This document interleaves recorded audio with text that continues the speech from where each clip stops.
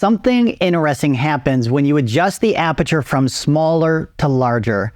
Previously, you learned that the aperture is a fancy name for a hole in your lens and how it affects your exposure. However, the aperture is also key for creating those soft, milky, blurry backgrounds you often see from pro photographers. So how did I achieve that for those images? Well, part of the secret is the size of the aperture used.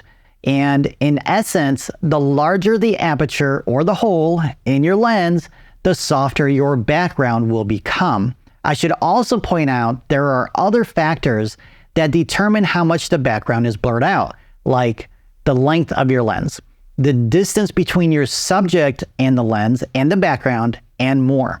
You'll learn more about those later in this Camera Masterclass, and you'll discover how to use apertures creatively in this tutorial. All right, so instead of telling you what happens when you change your aperture, I want you to experience it for yourself.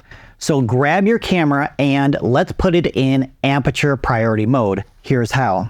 Locate your control dial, or depending on your camera, it might be within your digital screen. Rotate the dial until you see A or AV, which stands for aperture priority. And now you have full creative control over the aperture, and your camera will automatically choose the shutter speed for you to get the correct exposure. And don't forget to set the ISO based on the lighting condition of your scene, as I recommended in the last tutorial. That is, if you don't have auto ISO. Now, to choose the aperture you want to shoot with, you'll need to turn a dial on your camera to adjust it accordingly.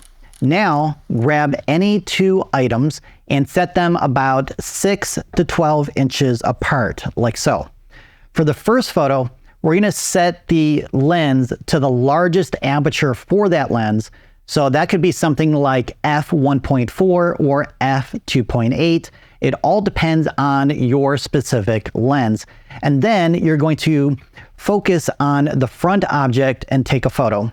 Then you're going to change your aperture to the smallest hole, like f16 or f22. And then you're going to focus on the front object again and take another photo. All right, let's compare the two images I took side by side.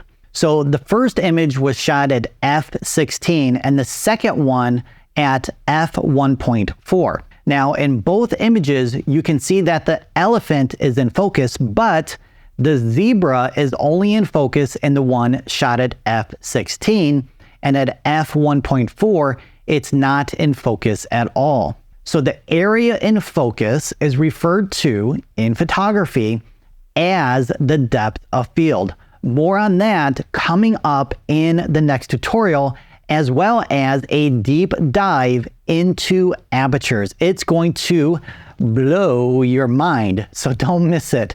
Click right there to continue elevating your photographic skills.